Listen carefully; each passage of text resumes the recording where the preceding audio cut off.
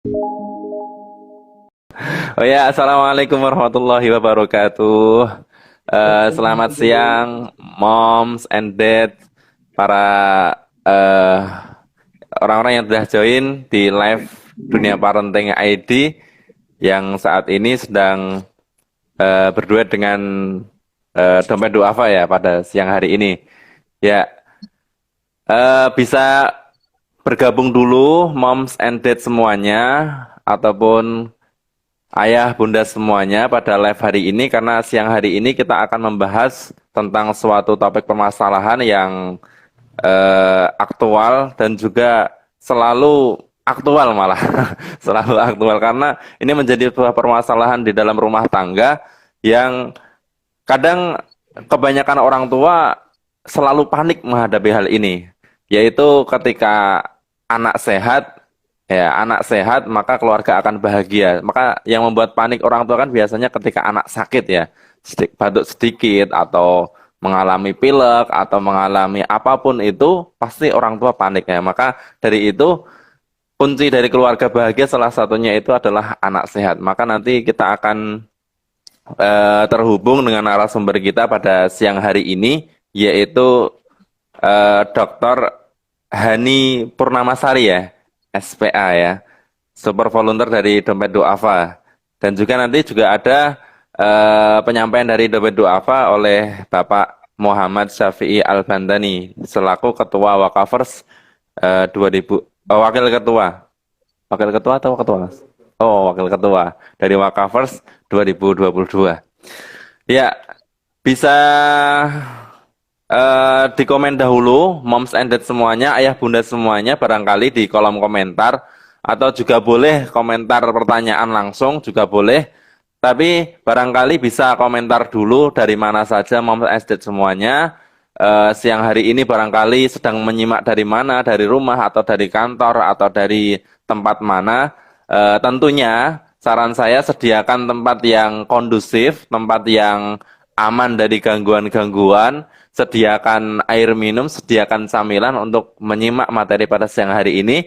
Yang sekali lagi tema kita pada siang hari ini tema yang sangat-sangat penting, yaitu anak sehat, keluarga bahagia.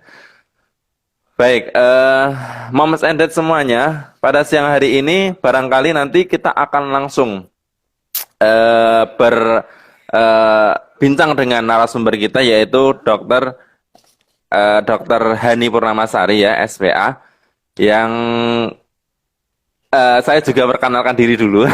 Terus terus tenang, ini saya host dadakan pada siang hari ini ya, menggantikan host yang sebelumnya karena sedang ada eh, halangan, jadinya tidak bisa hadir untuk nge-host pada siang hari ini. Saya yang ditunjuk untuk pengganti secara dadakan harus mempersiapkan diri. Maka nantinya kalau ada kesalahan atau hal-hal yang lain yang kurang ini tolong dibantu ya, dokter ya. Ya, pada siang hari ini kita bersama Dompet Duafa. Apa sih Dompet Duafa? Dompet Duafa adalah lembaga nirlaba yang berfokus pada kemanusiaan, yang dimana Dompet Duafa ini telah berkhidmat di dalam kemanusiaan itu kurang lebih selama 29 tahun untuk membantu menyalurkan amanah melalui zakat, infak, dan sedekah kepada saudara-saudara kita yang kurang beruntung. Tentunya Dompet Duafa ini juga hadir dengan Wakafers, sebuah movement semesta berwakaf, yaitu Wakaf Universe, yang untuk mendorong inisiatif wakaf seluas-luasnya. Maka ini nanti penyampaiannya yang lebih lanjut akan disampaikan di akhir sesi oleh Bapak Muhammad Syafi'i Al-Bandani selaku Wakil Ketua Wakafers 2022. Baik, barangkali kita langsung saja ya dok, kita ke materi pada siang hari ini, di mana, oh ya, barangkali, oh ya, maaf, silahkan dokter untuk memperkenalkan diri kepada para pendengar kita pada siang hari ini, moms and dad dan ayah bunda semuanya yang sedang menyimak pada siang hari ini. Silahkan dokter. Ya, terima kasih. Mas siapa nih tadi ya? Eri, Bu. Oh ya, Mas Eri, Eri. Terima kasih Mas Eri. Eri. Selamat Ya. pagi, Mam and Dad semua. Assalamualaikum warahmatullahi wabarakatuh. Saya Dokter Waalaikumsalam Hani. warahmatullahi wabarakatuh. Mudah-mudahan apa yang akan kita bahas pada hari ini bisa bermanfaat. Mungkin langsung dimulai aja kali ya Mas ya, supaya Oh iya, ya. Hmm. Ya, tema siang hari ini kita akan membahas tentang anak sehat, keluarga bahagia. Baik, Bu Dokter ya. Pada siang hari ini tentunya anak sehat, keluarga bahagia ini tidak lepas dari peran orang tua dalam merawat anak agar tumbuh sehat ya. Itu seperti apa seharusnya peran orang tua sih agar anak itu ya terkondisikan dengan pertumbuhan yang sehat sesuai dengan anjuran para dokter gitu. ya. Jadi orang tua itu kan adalah circle yang paling dekat dengan anak ya. Jadi peranan orang tua itu sangat besar sekali untuk kesehatan anak, di mana orang tua harus hadir baik secara fisik, secara materi, perhatian itu untuk anak bisa menjadi sehat gitu. Jadi penting sekali Mas peranan orang tua di sini ya. Hmm. Berarti memang harus ada peran aktif orang tua agar si anak ini benar-benar tumbuh berkembang menjadi anak yang sehat ya.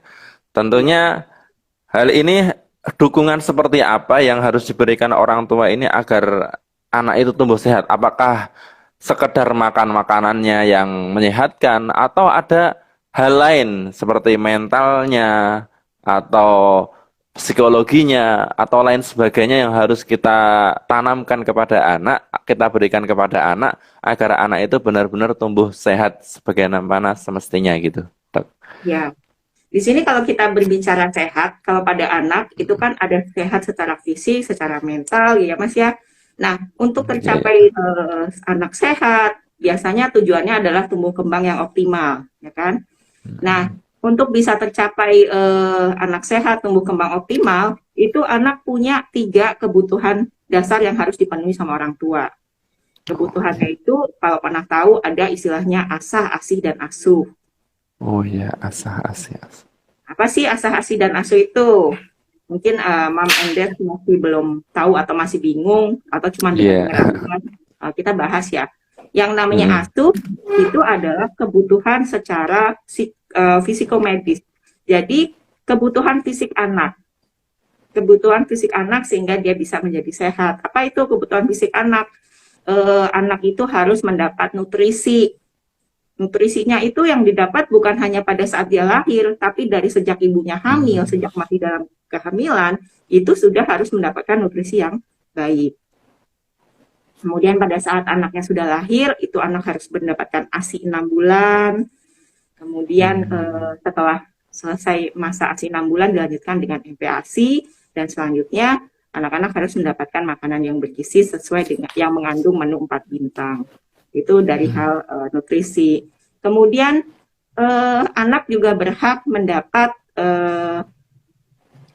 layanan kesehatan yang berkesinambungan.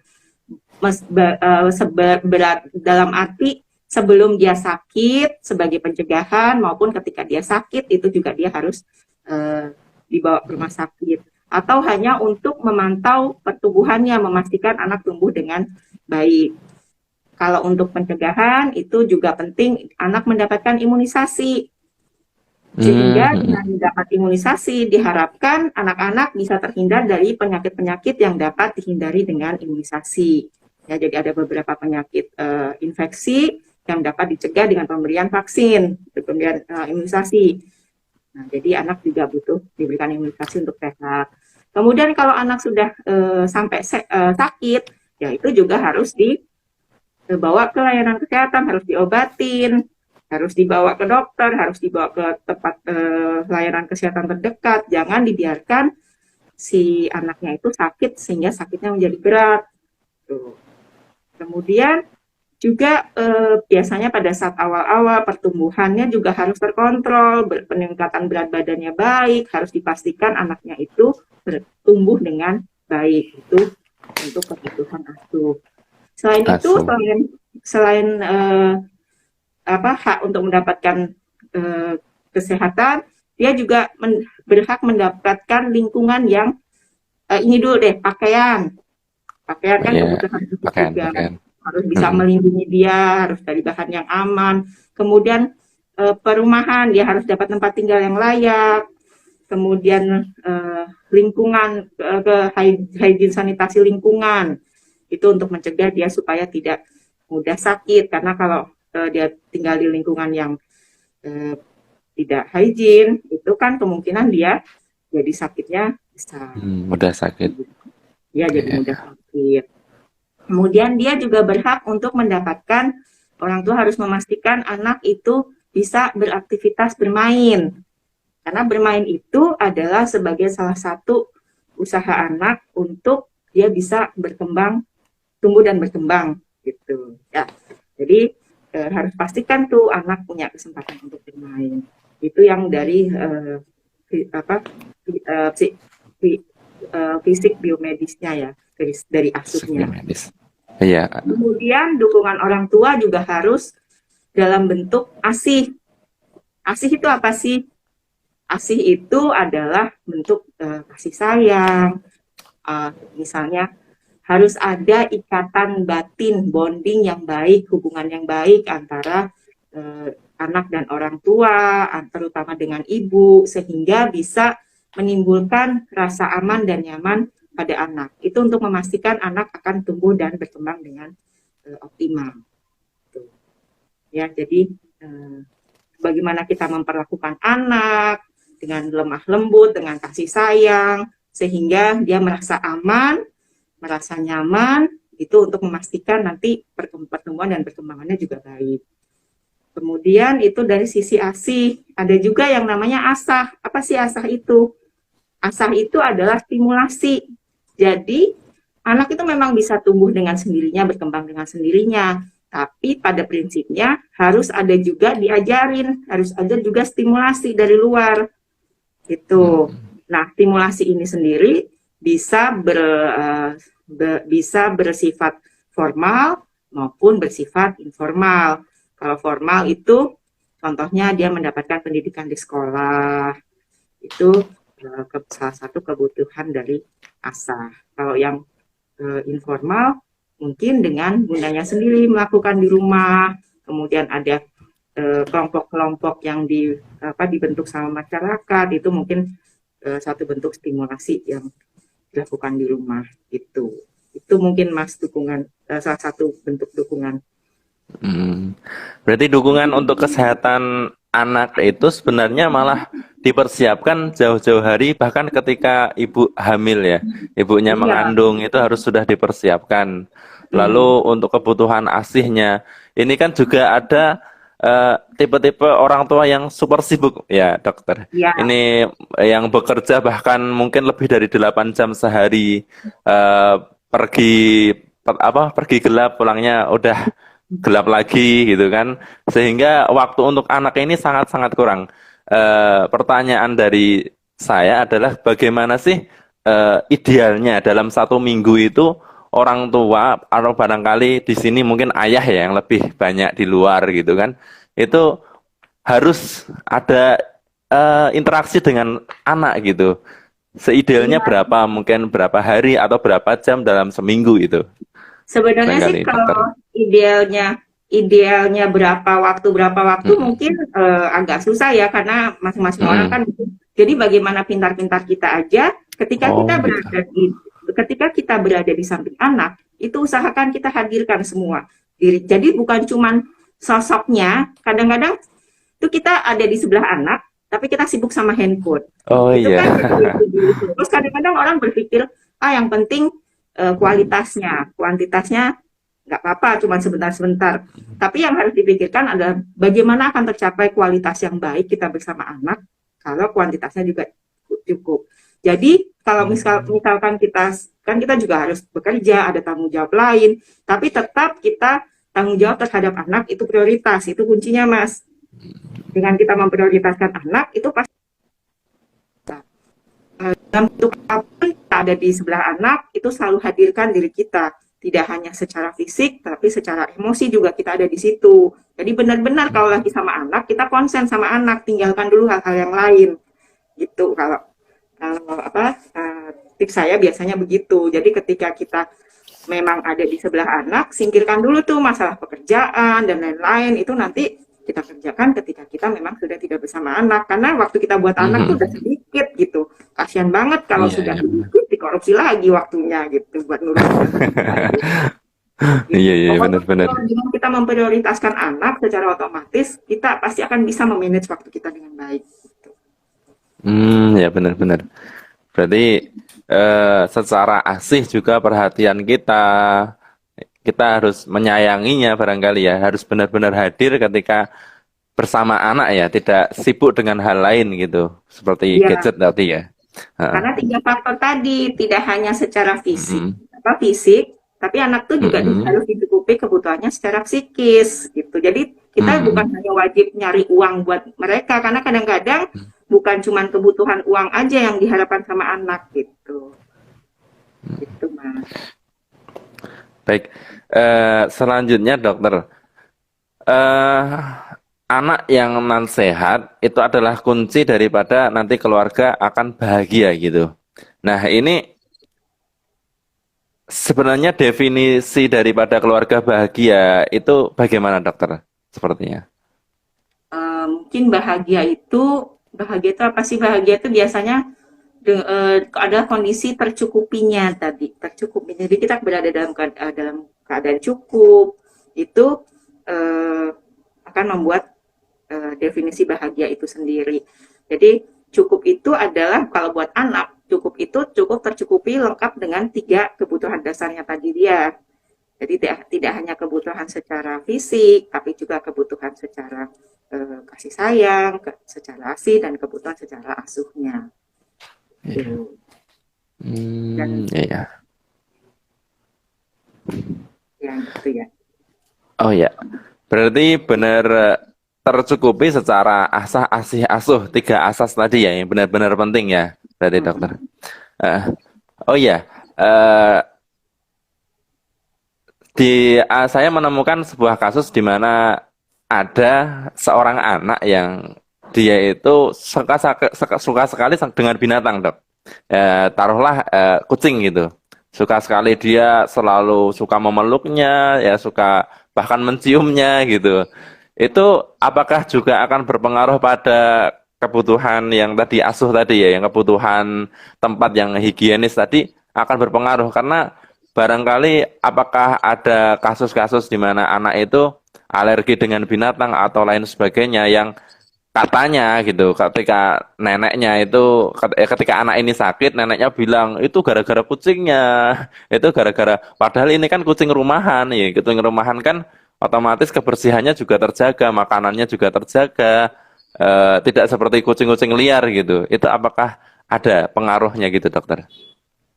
Ya, kadang-kadang memang benar ada faktor-faktor kayak alergi itu memang bisa dipengaruhi sama Hmm. eh, keberadaan kucing piaraan itu ya karena biasanya karena bulunya.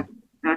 Nah, padahal dengan kita membiasakan anak memelihara kucing itu kan sebenarnya juga stimulasi buat dia juga ya. Kita bisa Mm-mm. mengajari dia untuk merawat binatangnya, bertanggung jawab kepada hewan piaraannya. Banyak hal juga manfaat juga yang bisa kita dapatkan dari memelihara binatang itu, memenuhi juga aspek perkembangan dari anak itu sendiri.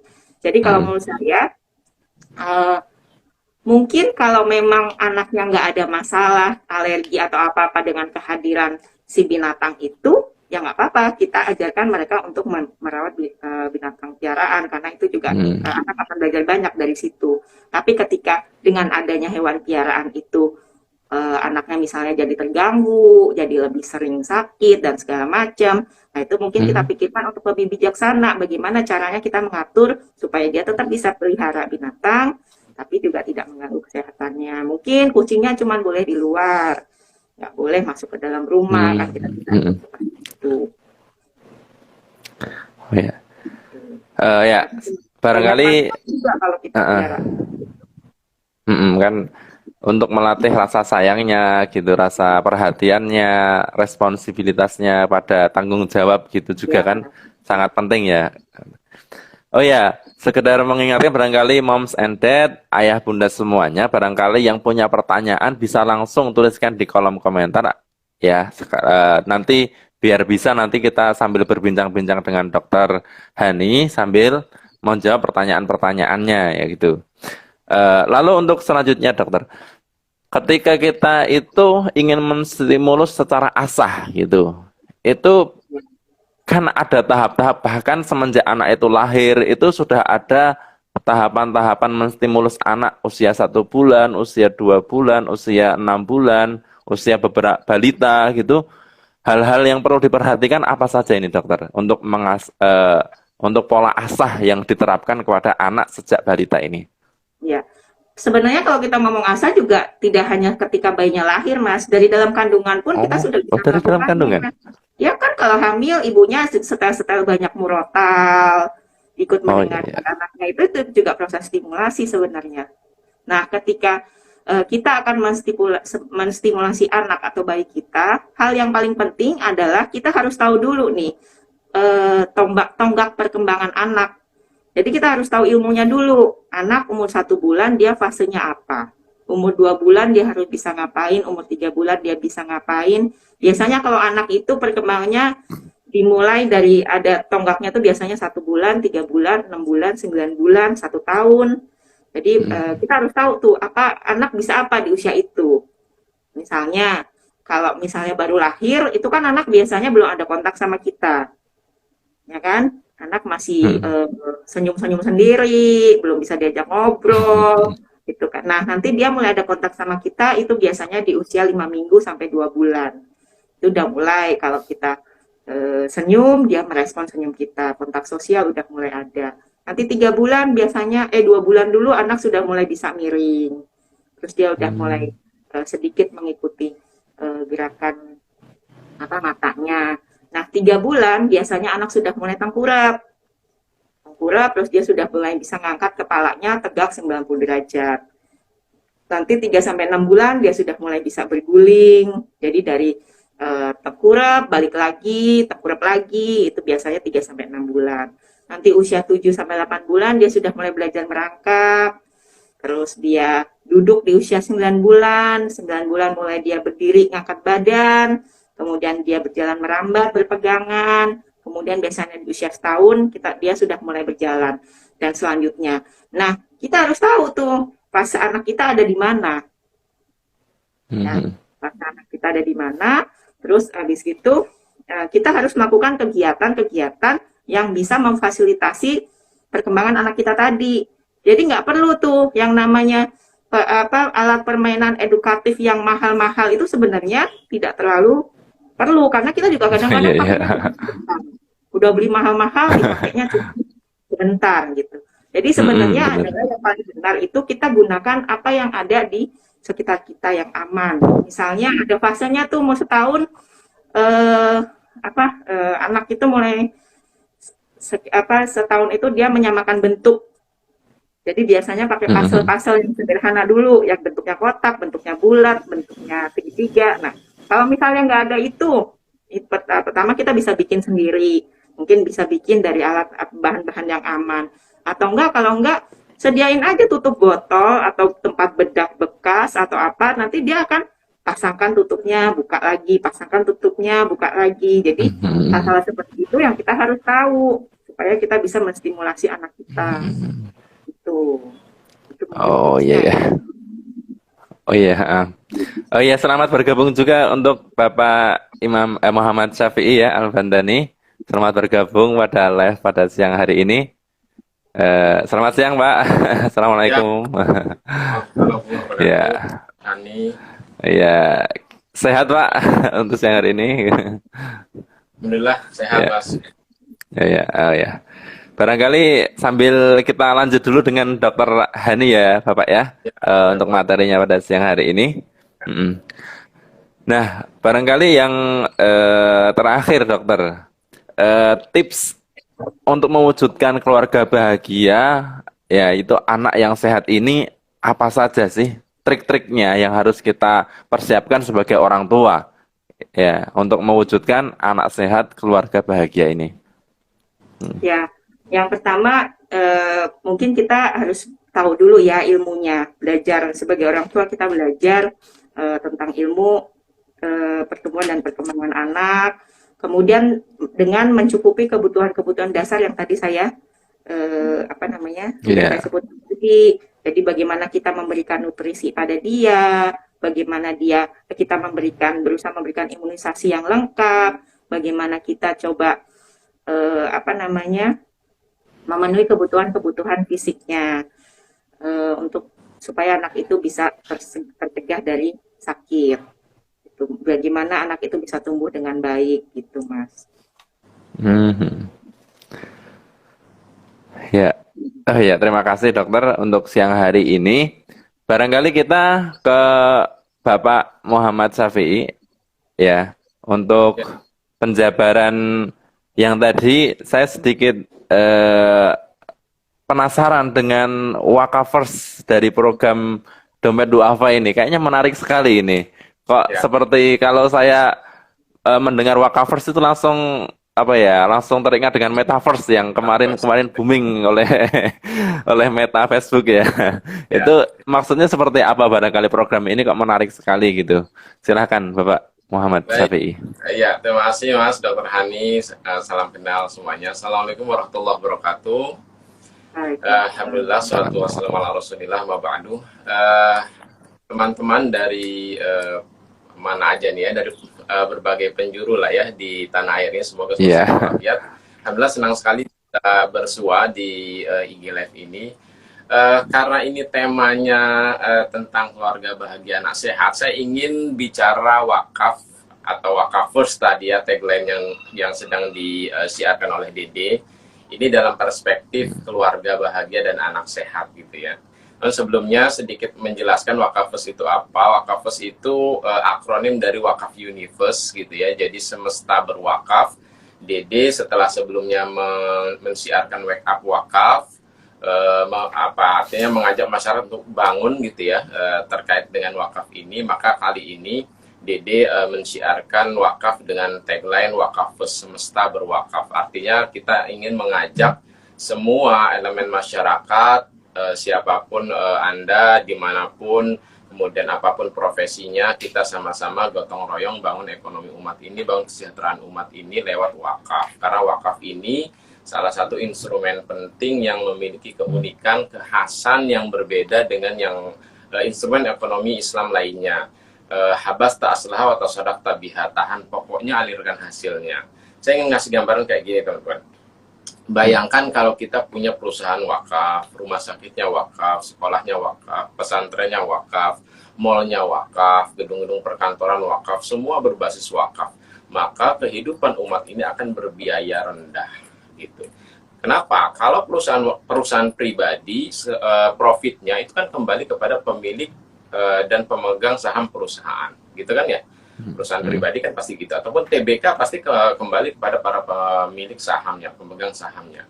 Tapi kalau perusahaan wakaf, misalnya rumah sakit wakaf, atau kemudian mal-mal wakaf, di akhir tahun ada akunting pembukuan, kemudian tercatatkan surplus. Kalau di wakaf istilahnya bukan profit ya, surplus. Ada surplus wakaf, maka surplusnya buat siapa? Buat umat, bukan buat pengelola wakaf. Nazir wakaf hanya diamanahi mengelola, tapi asetnya itu adalah hakikatnya milik Allah yang dititipkan, dikelola oleh nazir wakaf untuk siapa? Untuk umat. Gitu. Jadi kita bisa membayangkan teman-teman, kalau kemudian kita memiliki sekian banyak aset strategis yang itu berbasis wakaf, maka umat akan terlayani dengan baik seluruh aspek kehidupannya. Inilah kemudian apa yang ingin disiarkan oleh Dompet Duafa, bahwa salah satu aspek penting dalam kehidupan kita ini aspek ekonomi. Mari kita gotong royong bareng-bareng, gandengan tangan mewujudkan ekonomi berbasis wakaf ya, agar semua umat dari berbagai lapisan bisa terlayani. Dimulai dari hal yang sederhana, 10.000, 50.000, 100.000, kalau digabungkan, diakumulasikan, kemudian dikonversi. Misalnya hari ini Dede akan bangun sentra-sentra wakaf pertanian, yang salah satunya di Lido. Kita memberdayakan petani lokal untuk menggarapnya. Nah, sentra pertanian itu hasilnya buat siapa? Buat para penerima manfaat wakaf mauquf alaih. Di samping para petaninya sendiri juga akan terberdayakan, karena mereka memiliki mata pencaharian, kemudian diajari teknologi bertani yang lebih modern, yang menghasilkan hasil panen yang lebih banyak dan lebih berkualitas, sehingga bisa masuk segmen pasar premium. Itu salah satu contoh teman-teman. Nah, sekarang mulainya dari mana? Tuh dari kita. Mari kita kemudian bisa menyisihkan sebagiannya untuk berwakaf. Nah, apa konteksnya tadi saya ingin menghubungkan dalam tema kita kali ini, keluarga sehat anak. Apa keluarga bahagia anak sehat? Dalam tradisi kepesantrenan, saya ya alhamdulillah cukup lekat dengan dunia kepesantrenan sejak kecil.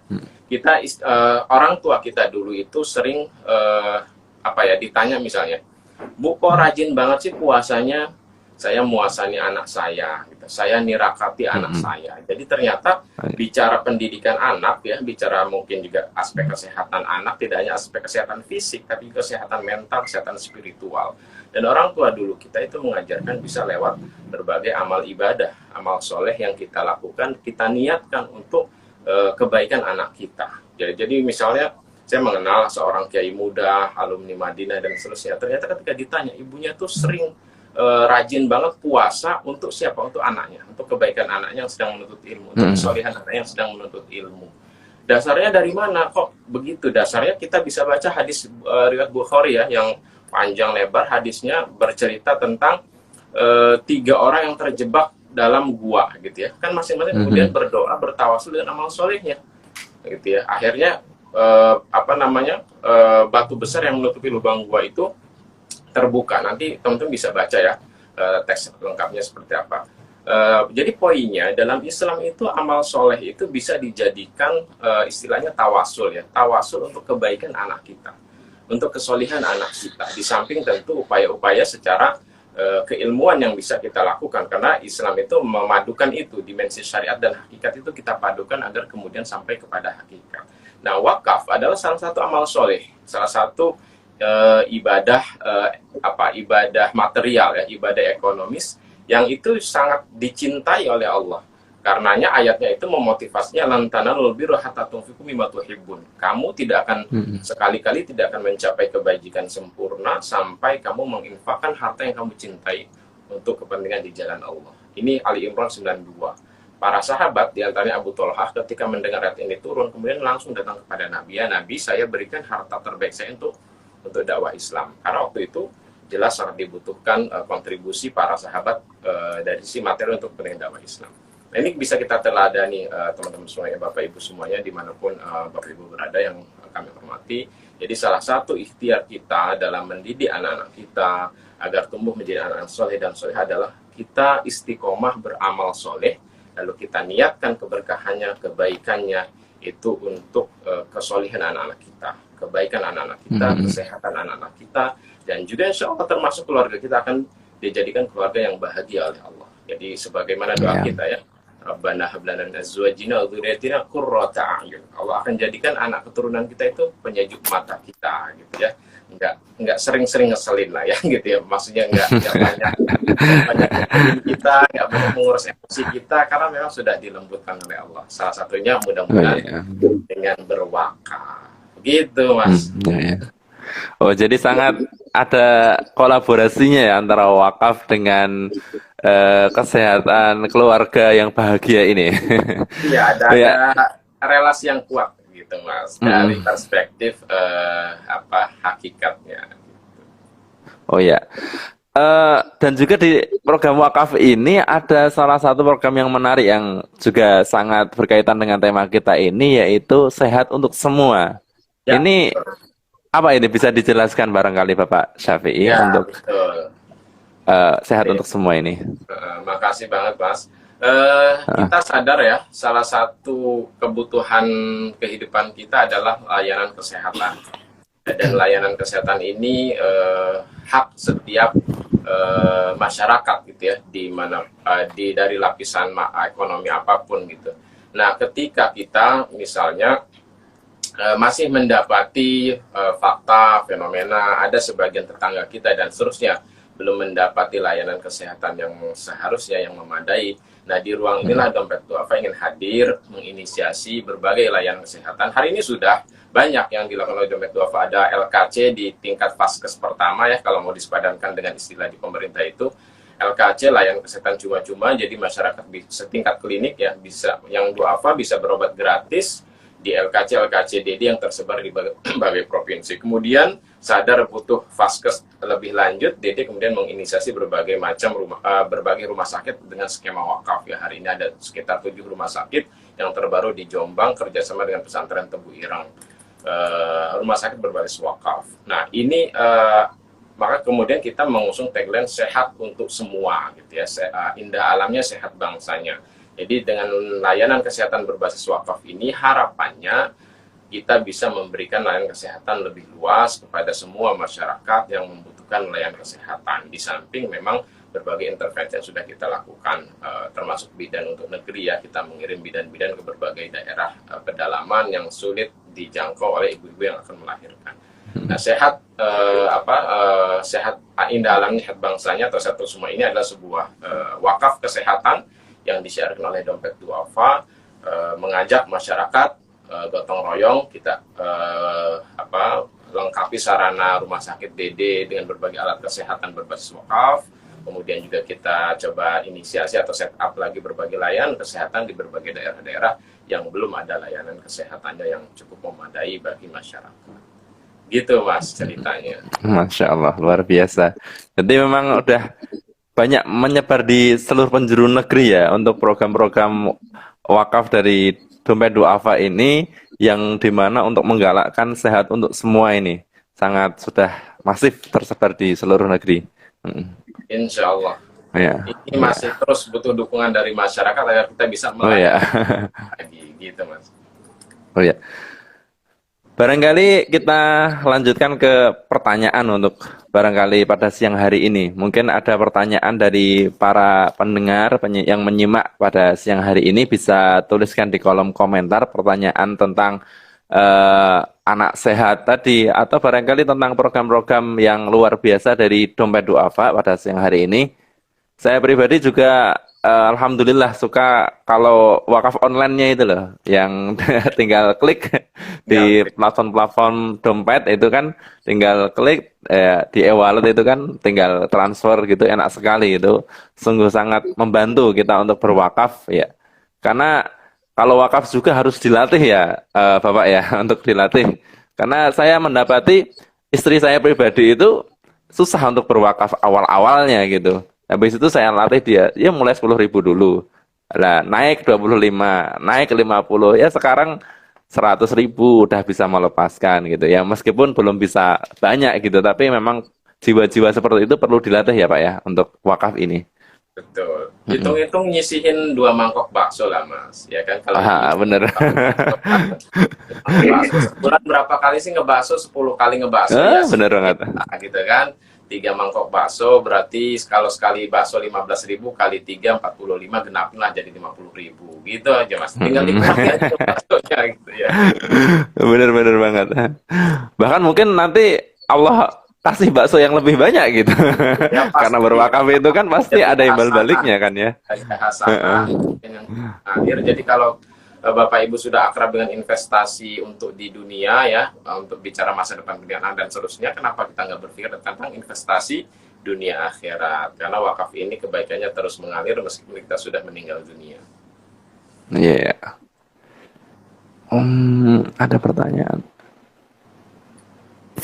Bagus.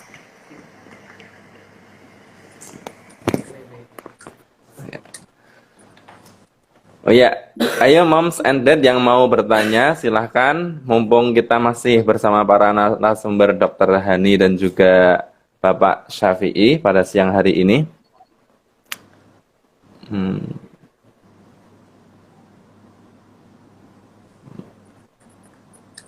Tadi ada pertanyaan, coba ini masih dicari dulu, soalnya tidak kepin.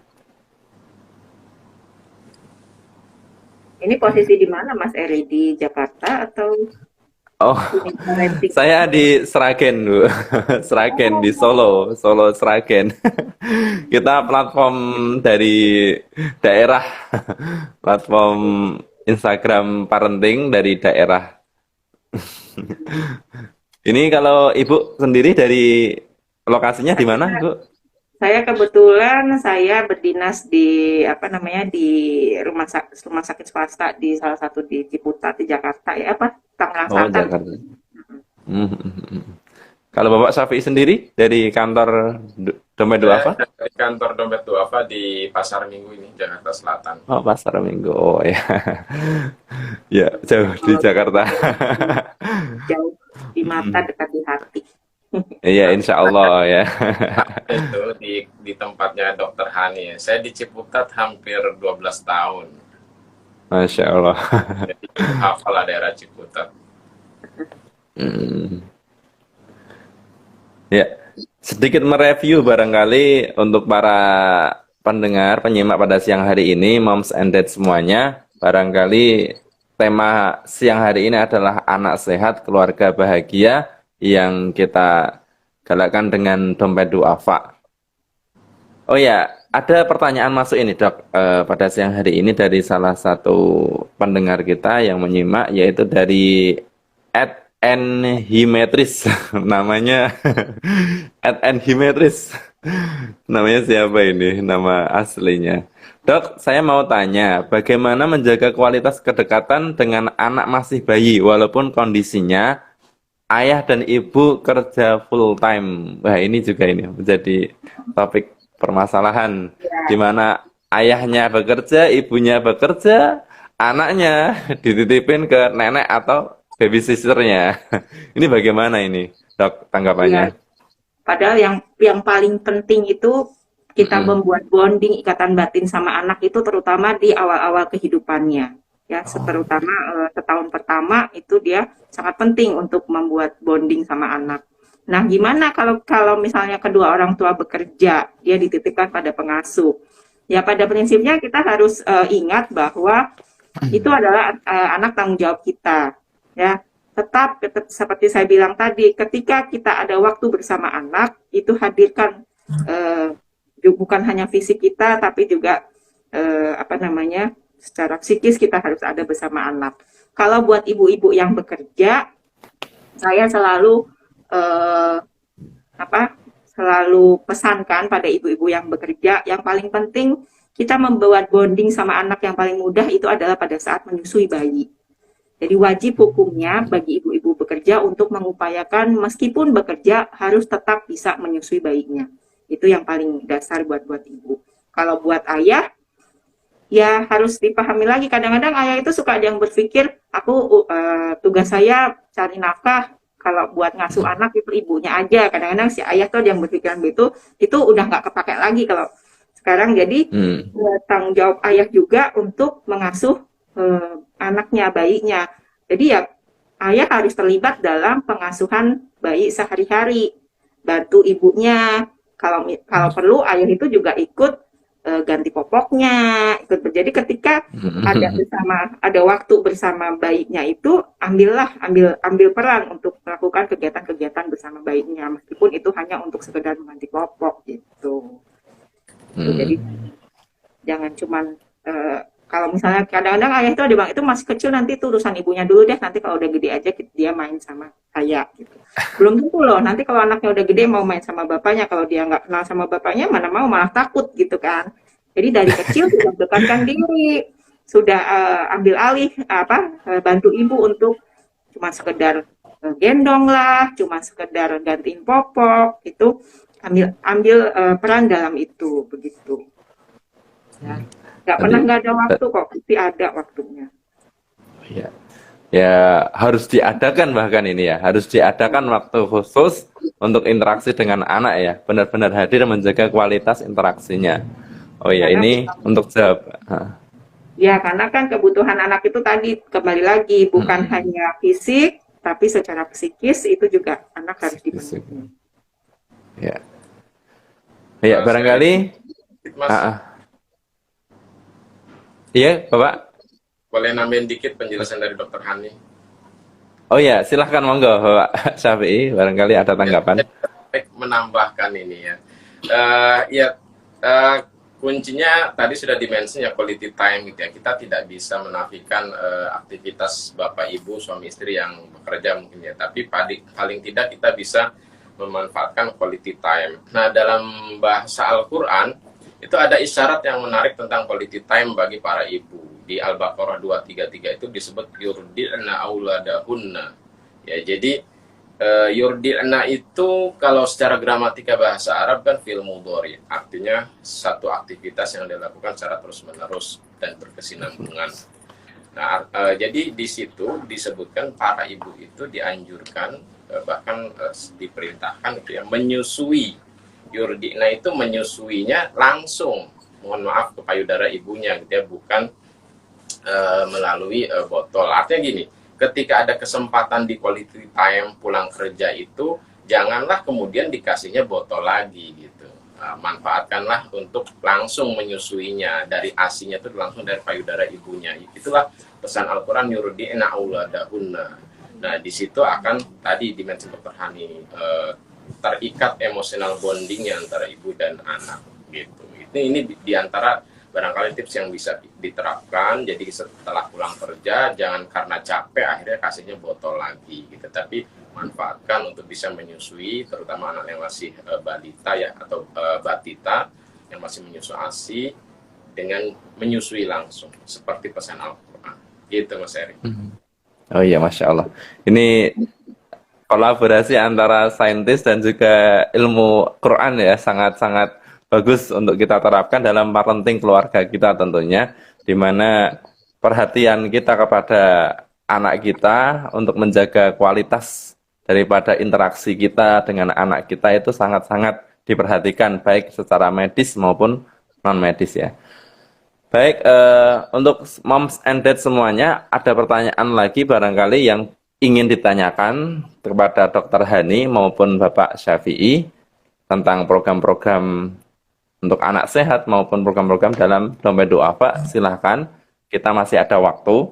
Tapi kalau tidak ada, barangkali nanti kita akan closing pada siang hari ini. Karena tidak terasa sudah 45 menit lebih ini. Sudah hampir 50 menit kita bersama Dr. Hani ya, untuk materi pada siang hari ini dan juga Bapak Syafi'i. Ini sangat-sangat, oh ya, satu lagi ini barangkali Bu Dokter dari saya pribadi, ibu-ibu itu kan suka panik ketika anaknya sakit itu. Untuk mengatasi rasa paniknya itu gimana, Dokter Hani? Jadi seperti istri saya di rumah itu, kalau anak pilek sedikit, kalau anak batuk sedikit gitu, itu udah panik pasti. Gimana Abi, ini anak dok apa batuk-batuk, ini gimana? Ya kalau saya kan pengennya ya tunggulah 1 hari 2 hari baru nanti kalau kelihatan parah diperiksakan ke dokter gitu. Jadi tidak langsung gitu loh. Mohonnya ya diberi herbal atau propolis atau lain-lain dulu gitu untuk penanganan awal. Itu apakah hal itu tepat atau bagaimana, Dokter? Sebenarnya kita panik itu karena kita nggak tahu. Kalau kita tahu Iya. ilmunya, itu insya Allah kita nggak panik. Jadi kalau yang paling penting buat ibu-ibu, mom and dad yang ada di rumah, itu kita harus tahu kapan anak itu berada dalam keadaan emergensi yang memang harus segera dibawa ke dokter. Gitu. Jadi kita harus pelajarin itu. Kalau misalnya nih, salah satu contohnya, anaknya demamnya sampai 40, meskipun dia baru ada timbul demam, misalnya baru 1 hari, tapi dia demamnya 40 dan anaknya benar-benar lemas, benar-benar nggak mau main.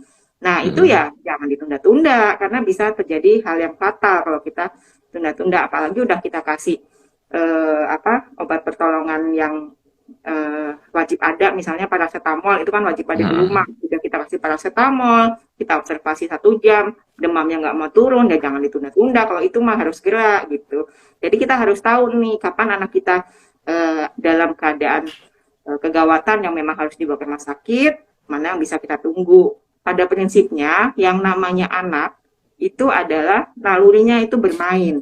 Ketika anak masih aktif, masih ceria, meskipun dia batuk pilek, meskipun dia demam ringan, tapi anaknya masih mau main aktif, masih mau makan, itu kita nggak perlu terlalu khawatir sebenarnya. Tapi ketika anaknya sudah lemas, tiduran terus, diajak ketawa, diajak main nggak mau, nah itu hati-hati. Itu ada tanda-tanda sakit berat yang memang mungkin harus kita bawa ke layanan kesehatan terdekat. Gitu ya. Mungkin sesi berikutnya untuk kegawatan-kegawatan itu, Mas. Oh iya, barangkali nanti kita bisa bahas untuk tema selanjutnya yang bisa menyambung tema pada siang hari ini. Ya, baik. Terima kasih sekali Dokter Hani dan juga Bapak Syafi'i pada siang hari ini. Kita sudah berbincang banyak, dapat ilmu banyak tentang anak sehat, keluarga bahagia, yang dimana tentunya, oh ya, tentunya untuk menjaga anak sehat ini terutama bagi orang tua adalah ilmu tadi ya, ilmu pengetahuan untuk dibekali kita agar kita itu tahu dulu gitu bagaimana menjaga anak itu, merawat anak, tumbuh kembangnya menjadi anak yang sehat ya. Untuk menjaga pola asah, asih dan asuh tadi. Barangkali nanti bisa untuk diperhatikan bagi moms and dad, ayah bunda semuanya. Tak lupa juga saya mengajak kepada para moms and dad, ayah bunda semuanya untuk berwakaf karena di dalam dompet duafa tentunya ada sebuah program yang sangat sangat spesial yaitu sehat untuk semua yang dimana mereka menghadirkan rumah sakit berbasis wakaf ya Bapak Syafi'i ya, rumah sakit, klinik, bidan tadi yang itu sangat-sangat membantu untuk menjaga keluarga-keluarga di sekitar kita. Barangkali mungkin keluarga kita sudah kita jaga, tapi untuk membantu orang lain tentunya kita juga harus hadir aktif untuk membantu mereka yang membutuhkan. Nah, lewat mana? Salah satunya adalah dengan program-program yang amanah, program-program yang sangat disarankan seperti yang telah diadakan oleh Dompet Duafa. Tentunya yang ingin berwakaf, silahkan nanti hubungi Dompet Duafa ORG di Instagram, bisa langsung di DM atau lihat link bio-nya, barangkali nanti diklik ada nomor yang bisa dihubungi. Baik, terima kasih Dokter Hani dan juga Bapak Syafi'i. Ada yang ingin disampaikan terakhir? Barangkali Dokter Hani? Sudah tidak ada? Sudah tidak ada ya. Jadi Oh ya, terima kasih. Bapak Syafi'i, barangkali? Cukup, Mas Eri. Oh, cukup. Terima kasih banyak. Jazakumullah khairan katsiran. Semoga Allah memberikan keberkahan ilmunya Bapak kepada Dokter Hani dan juga kepada teman-teman di Dompet Duafa. Semoga selalu semangat menggalakkan wakaf ini ya, wakaf first ya, wakaf universe yang sungguh luar biasa menarik untuk saya pribadi. Oh ya, terima kasih juga kepada para pendengar yang menyimak dari tadi live kita pada siang hari ini, duniaparenting.id dengan dompetduafa.org. Semoga ilmu yang kita dapat pada siang hari ini menjadi ilmu yang bermanfaat, ilmu yang bisa kita terapkan di dalam pola asuh parenting keluarga kita, dan menjadikan keluarga kita keluarga yang bahagia. Salah satu kuncinya adalah anak yang sehat tentunya. Oke, dari saya pribadi, Eri Munandar, dari duniaparenting.id ya, juga dari Bapak Syafi'i, dari Dompet Duafa dan Dokter Hani. Tentunya kami mohon maaf kalau ada kesalahan dan juga kalau ada kebermanfaatan. Semoga itu menjadi berkah kita semuanya. Oke, terima kasih. Akhirul kalam. Assalamualaikum warahmatullahi wabarakatuh.